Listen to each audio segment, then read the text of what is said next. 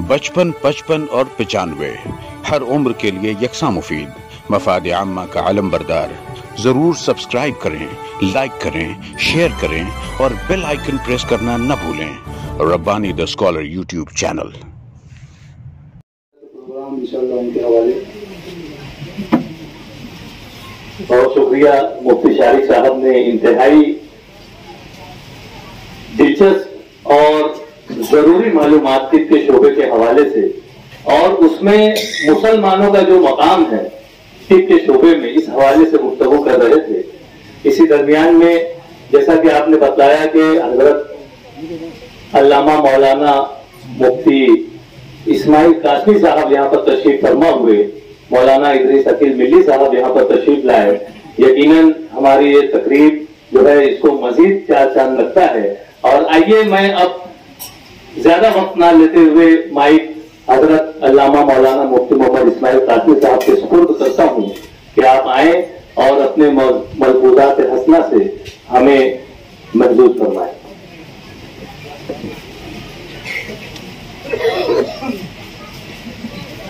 बिस्मिल्लाहिर्रहमानिर्रहीम।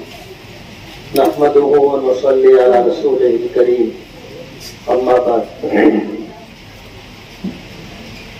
सदर मोहतरम, अकाबिरीन, जिम्मेदारान, बुजुर्गों और दोस्तों, किसी क्लिनिक, किसी दवाखाने का इफ्तिताह एक छोटी सी तकरीब होती है, लेकिन ताल्लुक और मोहब्बत की बुनियाद पर आज जितने अहबाब यहाँ जमा है, देखकर दिली खुशी हुई। ये एक समाजी खिदमत है कि किसी भी खुशी के मौके पर या गमी के मौके पर लोग एक दूसरे के यहाँ इकट्ठा हो, जमा हो, दुख दर्द बांटने की कोशिश करें, खुशियाँ बढ़ाने की कोशिश करें। कहते हैं कि खुशी बांटने से बढ़ती है और गम बांटने से घटता है। तिब्बी एतबार से सभी इस बात को जानते हैं कि ये एक शरीफ पेशा है। माजी में ऐसा होता था कि इस फन को ऐसे लोग हासिल किया करते थे जो दुनियावी एतबार से नवाजे हुए लोग हुआ करते थे। तो इस खिदमत को वो मुफ्त में अल्लाह की मखलूक की खिदमत के लिए अंजाम दिया करते थे। लेकिन आज जमाना बदल गया, कदरें बदल गई। सभी को इस बात का अंदाजा है कि एक डॉक्टर बनने के लिए कितने पापड़ बेलने पड़ते हैं। एक लंबा अरसा तालीम में खर्च होता है और उसके बाद जब एडमिशन का मौका आता है तो करोड़ों रुपया डोनेशन के नाम पर देना पड़ता है।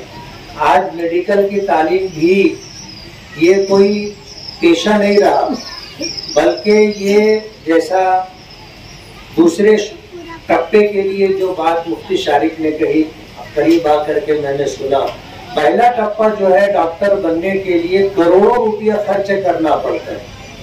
अब जाहिर बात है इतना बड़ा सरमाया घर के लोग जब लगाते हैं, कितने लोग अपना घर बेच करके, प्लाट बेच करके, कर्ज ले करके ये काम करते हैं और फिर उसके बाद जब डॉक्टर बन जाते हैं और हम अगर उनसे ये तकाजा करें और समाज ये चाहे कि ये लोग मुफ्त में खिदमत अंजाम दें तो जाहिर बात है ऐसा होना नामुमकिन।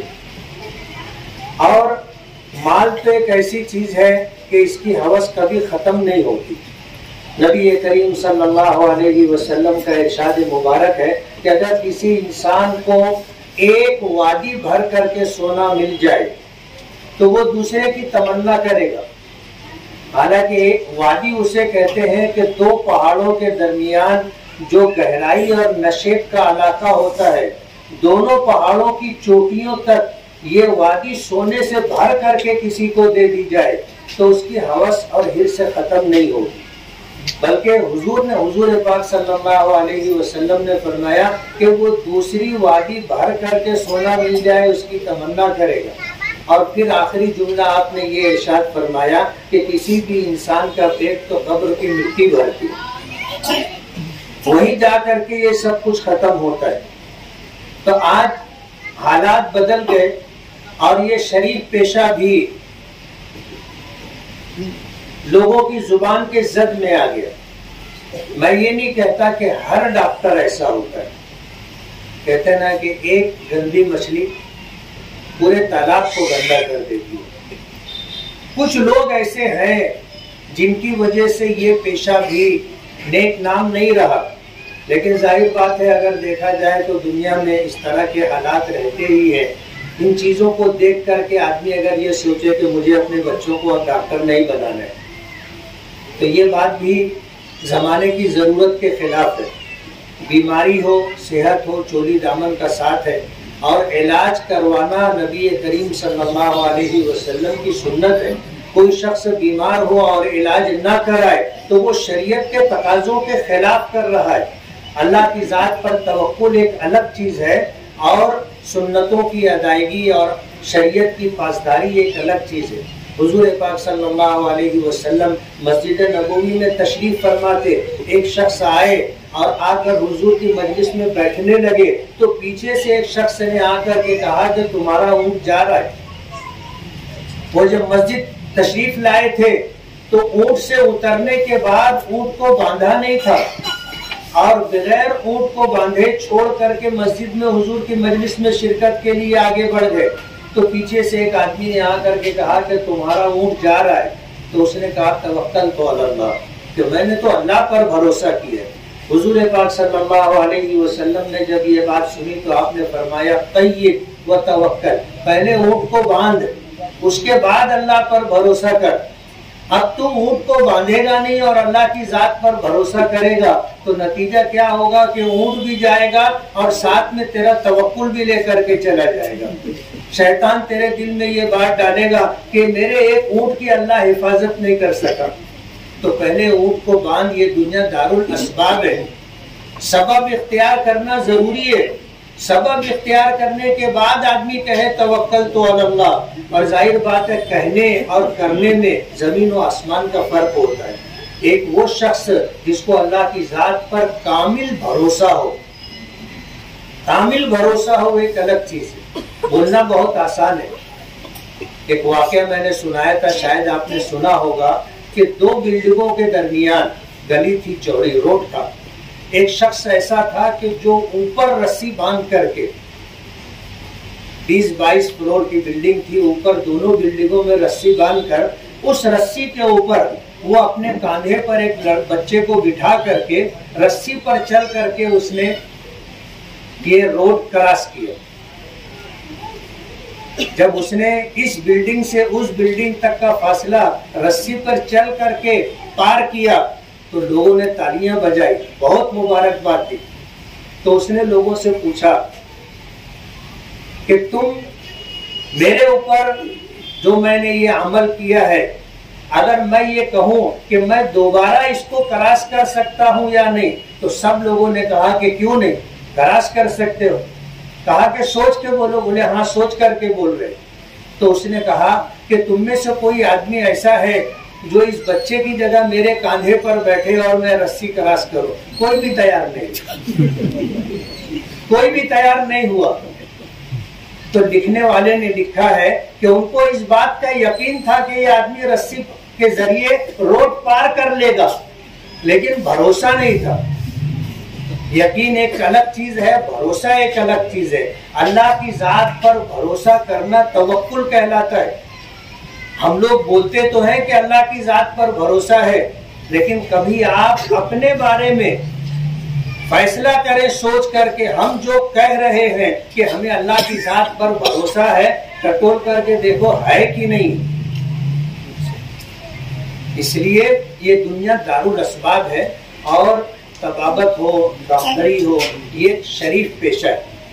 इसमें सबसे अहम चीज ये कि ऐसे शख्स के पास सुबह से शाम तक जितने लोग आते हैं सब दुखी लोग होते हैं। कभी ऐसा नहीं हुआ होगा कि आदमी एकदम भला चंगा हो, तंदुरुस्त हो और डॉक्टर के पास दवा खाने में जाए। शादी का कार्ड देना हो तो वो अलग चीज है, लेकिन ऐसे ही जैसे मरीज जाता है, कोई शख्स डॉक्टर के पास नहीं जाता। डॉक्टर वसी साहब बैठे हुए हैं, इनके दवा खाने में मेरा जब भी जाना हुआ किसी जरूरत के तहत हुआ इफ्तिताह के मौके पर गए थे तो वो इफ्तिताही तकरीब थी, ये बहाना था, वरना डॉक्टरों के पास दवाखानों में जाकर कोई सेहतमंद आदमी मुलाकात नहीं करता, जाता वही है जिसको डॉक्टर की जरूरत होती है, जिसको इलाज की जरूरत होती है। तो इलाज करना भी नबी करीम सल्लल्लाहु अलैहि वसल्लम की सुन्नत है। कोई शख्स बीमार हो और इलाज ना करे और वो ये कहे तवक्कल तो अल्लाह, कि मैं अल्लाह पर भरोसा करता हूँ, तो जाहिर बात है ऊंट जैसा मामला है। हुजूर ने फरमाया पहले ऊंट को बांध, उसके बाद अल्लाह पर भरोसा कर। सेहत और शिफा अल्लाह के कब्जे कुदरत में है, डॉक्टर के हाथ में नहीं है। एक बीमारी एक इलाज, दवा एक बीमारी एक, किसी को शिफा होती है और किसी को शिफा नहीं होती है, वो 2-5 दिन इलाज करता है, दूसरे डॉक्टर के पास जाता है।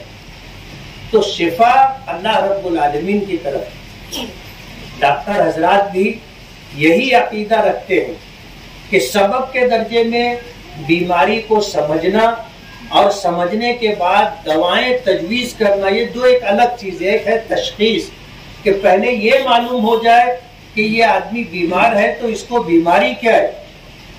माजी में ऐसा होता था कि ऐसे माहिर फन हुआ करते थे कि नब्जों पर हाथ रखकर बता देते थे कि इसको बीमारी क्या है। आज तो जमाना बहुत तरक्की कर गया, पेशाब चेक कराओ, खून टेस्ट कराओ, और भी कितने टेस्ट होते हैं, उसके बाद तशखीस होती है कि इसको बीमारी क्या है, और उसके तशखीस होती है कि इसको बीमारी क्या है, उसके बाद तजवीज होती है कि क्या दवा इसके लिए करना चाहिए। माजी में ये सारी सहूलियात नहीं थी। मैं अपना एक वाकया सुनाऊंगा। मुझे ब्लड प्रेशर उस वक्त हुआ जब मैं एक हादसे से गुजरा। मैं गया था मसूरी, वहां से वापस आ रहा था, सफेद एम्बेसडर कार में था, हम लोग रास्ते में थे। एक मौके पर हम लोगों को पुलिस ने रोक लिया और देखा तो हालात ऐसे थे कि चारों तरफ से बंदूकें तनी हुई थी। गाड़ी से उतरे, गाड़ी की तलाशी ली, हम लोगों की भी तलाशी ली। मेरी जेब में एक छोटा चाकू निकला। हमारे यहाँ जेब में छोटा चाकू रखना भी सुन्नत है, लेकिन आज हालात ऐसे नहीं है। मेरी जेब में एक चाकू निकला, अब मुझे वो थाने लेकर के चले गए। मैं परेशान था कि हुआ क्या। रास्ते में जो लेके जा रहा था उससे मैंने पूछा तो बताने लगे कि कुछ यानी घंटा भर पहले डकैतों ने एक बस को लूटा, फायरिंग हुई, उसमें 2 पुलिस वाले काम आ गए। अब जाहिर बात है पुलिस को अगर मारा जाए तो फिर पुलिस होती है, सबको पता है क्या होता है। जब पुलिस स्टेशन लेकर के गए तो अंदर इहाते में दाखिल हुए तो देखा कि लोगों को अपनी जुबान में अगर बोला जाए तो कुत्तों की तरह मार रहे थे। यानी कई पुलिस वाले एक को मार रहे थे, और ये वो लोग थे जिनके पास यूपी में आम बात है सामान लेकर के चलना। तो पिटाई हो रही थी। अब मैं जब अंदर दाखिल हुआ तो मैं वहां देख करके हालात अंदाजा कर लिया। मैं रुका नहीं, मैं आगे बढ़ गया। एक ऑफिस, दूसरा ऑफिस, तीसरा ऑफिस पार करके जो आखिरी ऑफिस था उसके दरवाजे में एंट्री करके ऐसे साइड से बेंच रखी हुई थी, मैं बैठ गया। थोड़ी देर के बाद जो है दारोगा आया बड़ी तेजी में चलते हुए, तो मैं खड़ा हो गया। उसने पूछा क्या बात है, मैंने कहा मुझे नहीं मालूम। बोले यहाँ क्यों बैठे हो? मैंने कहा मुझे ला करके बिठाया गया, पुलिस स्टेशन लाया गया तो मैं यहाँ आकर के बैठ गया। तो उसने किसी को बुला करके पूछा कि ये मुल्ला जी को क्यों लाए हो? तो उसने कहा कि इनके पास चाकू है। तो वो मेरी तरफ देखने लगा, तो मैंने कहा साहब पहले आप चाकू देखिए। तो उसने जब बोला चाकू तो वो बताया, तो वो उसकी तरफ जैसे कड़ी नजर से मुझे देख रहा था उसको देखने लगा। फिर उसने कहा कि कहाँ से आए हो? मैंने कहा कि हम लोग महाराष्ट्र के रहने वाले। बोले कहाँ महाराष्ट्र में? कहाँ? मालेगांव। अच्छा, बोले मालेगांव के रहने वाले हो, क्या करते हो? मैंने कहा एक मस्जिद में इमामत करता हूँ। उसने पूछा कि किसी पुलिस ऑफिसर को जानते हो? मैंने कहा कि हाँ जानता हूँ। किससे बात करना है? आप बोलो तो मैं PI साहब से बात करवा देता हूँ, या DYSP से बात करवा देता हूँ, या ऊपर किसी ऑफिसर से आप बात करना चाहो। तो वो इस पर नाराज हो गया, तो मैं खामोश हो गया। फिर उसने अपने तौर पर फोन लगाया, तो यहाँ से जो भी कहा गया होगा उसके बाद उसने मुझे बिठाया, पानी पिलाया, पानी पिलाने के बाद जो है चाय पिलाया, मैं बाहर निकला तो मेरी हालत बदल चुकी। मैं एक हकीम के पास पहुंचा कि भाई समझ में नहीं आ रहा है क्या हो गया। तो हकीम साहब ने कहा कि प्रेशर बढ़ गया। मेरी नब्ज पर हाथ रखने के बाद एक अजीब और गरीब बात कही जो मैं आपको बताना चाहता हूँ। नब्ज पर हाथ रखने के बाद उन्होंने कहा, बूढ़े लोगों के साथ रहते हो क्या? अब डॉक्टर साहब बैठे हुए, आज दुनिया की कोई मशीन नहीं बता सकती कि ये आदमी कैसे लोगों के साथ रहता है। नब्ज पर हाथ रखकर उन्होंने ये कहा कि बूढ़ों के साथ रहते हो क्या? तो मैं गौर करने लगा कि मैं याद करने लगा कि मैं वाकई बूढ़े लोगों के साथ रहता हूँ। तो सही में सब बूढ़े लोगों के साथ मैं रहता हूँ। डॉक्टर साहब ने मुझे दवा दी होम्योपैथी की और कहा कि एक एक घंटे पर आपको रात भर लेना है, और फिर एक नसीहत की कि बूढ़ों के साथ मत रहें। मैंने कहा कि साहब ठीक है, क्या करना है क्या नहीं करना है वो तो आपने बताया, लेकिन आपको कैसे मालूम हुआ कि मैं बूढ़ों के साथ हूँ? बोले आपकी नब्ज बूढ़ों की तरह चल रही। अब ये फन एक अजीब चीज है। ये दुनिया की कोई मशीन नहीं बता सकती कि मैं किन लोगों के साथ रहता हूं, लेकिन एक फन में महारत थी कि वो इस यहां तक पहुंच जाते। हम लोग देवबंद में पढ़ते थे, हमारे कुछ वहां पे हमारे जिम्मेदार साथी थे। मालूम पड़ा कि हिंदूपुर एक गांव है, वहां पर एक अच्छे हकीम साहब है, वहां मिलने जाना है। तो हम लोग चले गए, एक जगह बस बदले, फिर उतरे, वहां से पैदल गांव में गए। हकीम साहब ने जिसकी नब्ज पकड़ी, अजीब व गरीब बात है, हमारे एक दोस्त की नब्ज पर हाथ रख करके उन्होंने कहा कि तुमको पुराना पेचिश है और सर्दी के दिनों में री खारिज होती होगी तो बगैर आवाज के, गर्मी के दिनों में री खारिज होती होगी तो आवाज के साथ, और सुबह मुंह का मजा ऐसा रहता होगा, दोपहर में ऐसा रहता होगा, शाम में ऐसा रहता होगा। जाहिर बात है ये सब दूसरी दुनिया की बात मालूम होती। मेरी नब्जों पर हाथ रखा तो कहने लगे कि तुमको दमा है। अब मुझे वाकई दमा था, जैसे लोग कहते हैं कि दमा दम के साथ, लेकिन ये बात गलत है और उसका मुशाहदा आप मुझको देख करके कर सकते हो। मैं घर का जो जीना होता है, अगर मुझे पहले फ्लोर पर जाना हो तो मैं रुक रुक करके जाता है। एक साथ पूरा चढ़ जाना सांस लग जाती थी और ऐसी लगती थी कि बहुत देर तक अपने आप को संभालना पड़ता, सांस संभलती नहीं। नब्जों पर हाथ रखकर उन्होंने कहा कि तुमको दमा है, और उसके बाद उन्होंने सबको दवा दी। मेरा हाथ पकड़ा, ले करके 1 खेत 2 खेत 3 खेत 4 खेत 5 खेत घुमाए, और उसके बाद उनको एक पौधा दिखा तो बोले ये पौधा देखे? मैंने कहा हाँ। बोले इसमें क्या है? मैंने कहा बारीक बारीक फली लगी हुई है। बोले फली तोड़ लो और देवबंद के आसपास घूम फिर करके ये फली जमा करना, और खाना खाने के बाद 3-4 फली चबा के खाया करना। और उसके बाद कुर्सी लगा करके कोने में से पोटली उतारे, उसे खोला, कई पुड़िया थी ढेर सारी, उसमें से एक पुड़िया निकाल करके 4 चावल के बराबर उन्होंने दवा दी, और ये कहा कि मीठा अनार लेना 1 पाव और 3 पाव मिश्री, इसका जो है शीरा बनाना और ये दवा उसमें डाल करके हल कर लेना, और खाना खाने के बाद 1 चमचा लिया। हम लोगों की भी घेर के आई थी। हकीम साहब ने कुछ पैसा नहीं लेते थे वो, लेकिन ये हुआ एक दूसरे को, ये हुआ कैसे करके पूछता है। हमारे एक साथी ने पूछा कि हकीम साहब ये दवा आपने ली, उसका आगे बोले रहने दो, आप तालिबे इल्म हो, महंगी दवा है, कोई बात नहीं, दुआ करना। अब हम लोगों भी ले लो हकीम साहब, ले लो हकीम साहब। हकीम साहब ने कहा कि 400 रुपये दो। अब हम लोग 5 लोग थे, तालिब इल्मी का जमाना था, 5 जेब से जमा करके उनको 400 रुपये दिए। लेकिन अल्हम्दुलिल्लाह मैं अच्छा हूँ। लोग कहते हैं ना दमादम के साथ, ऐसा नहीं, गलत है। हुजूर ने फरमाया लिकुल्ल दाइन दवाउन, हर बीमारी का इलाज। ये अलग बात है कि हमारा इल्म कम है, मालूमात जानकारी कम है, हमको पता नहीं है कि इस बीमारी का इलाज क्या है। एक वक्त आएगा जिन बीमारियों को हम लोग कहते हैं कि ये लाइलाज बीमारी है, इसका कोई इलाज कोई दवा नहीं है, वक्त आएगा और वो साबित कर देगा कि हुजूर पाक सल्लल्लाहु अलैहि वसल्लम की बात सच है कि हर बीमारी का इलाज है। तो इलाज करना सुन्नत है। जाहिर बात है बीमारी आराम सेहत साथ साथ है। आदमी जब बीमार हो, अगर समाज और मुआशरे में इलाज करने वाले लोग ना हो तो आदमी कहाँ जाएगा।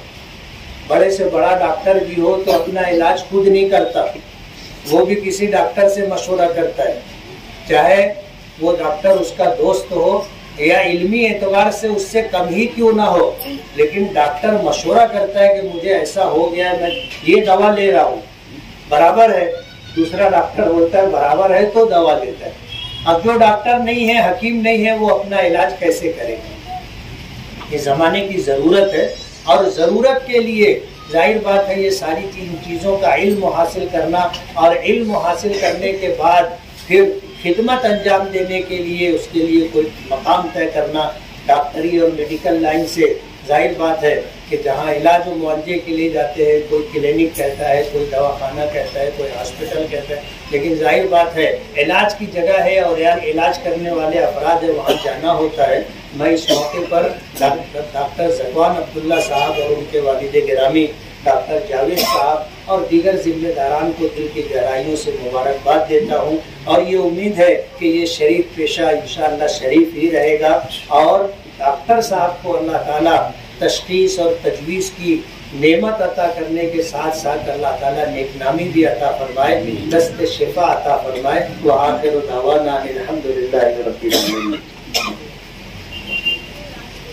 बहुत शुक्रिया मुफ्ती साहब ने इंतहाई मुफस्सल अंदाज में अपनी बातें यहाँ पर पेश की।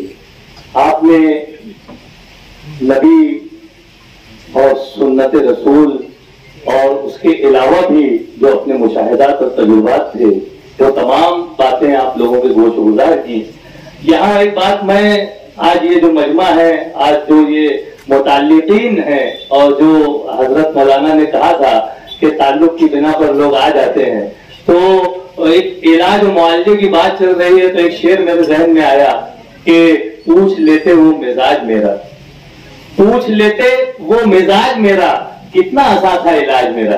तो इलाज इस तरह से भी किया जा सकता है कि हम अपने खराबतदारों, अपने रिश्तेदारों, अपने अहले खाना, अपने दोस्त अहबाब से मिलते जुलते रहें, उनकी खैर खैरियत लेते रहें। आइए वक्त काफी तेजी से मगरिब की जानिब बढ़ रहा है। हजरत अल्लामा मौलाना मुफ्ती अकील इदरीस अकील मिल्ली साहब हमारे दरमियान मौजूद हैं। इस बात से हम फायदा हासिल करते हुए मैं माइक उनके सुपुर्द करता हूं और हजरत से गुजारिश करता हूं कि आप दुआ फरमाएं और उसके बाद हमारे जो मौजूद मेहमानान हैं उनके दस्त मुबारक से आमना पॉली क्लिनिक का इफ्तिताह बाकायदा हो।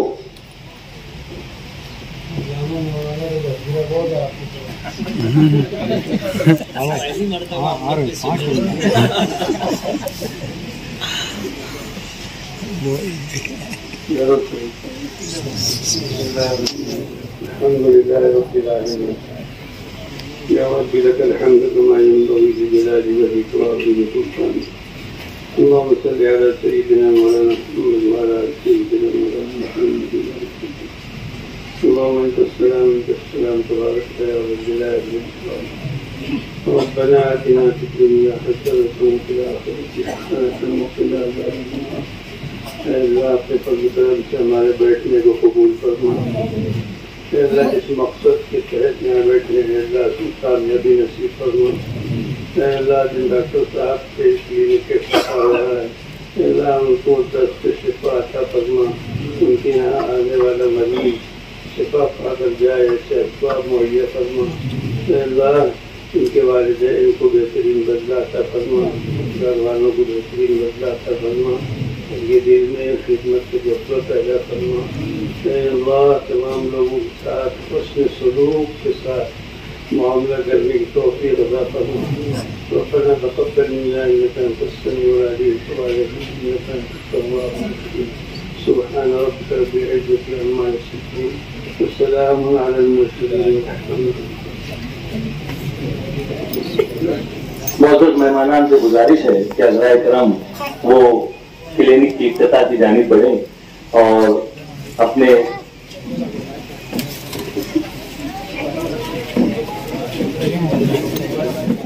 बचपन, 55 और 95 हर उम्र के लिए यकसा मुफीद, मफाद आम्मा का आलम बरदार। ज़रूर सब्सक्राइब करें, लाइक करें, शेयर करें और बेल आइकन प्रेस करना न भूलें। Rabbani the scholar YouTube channel.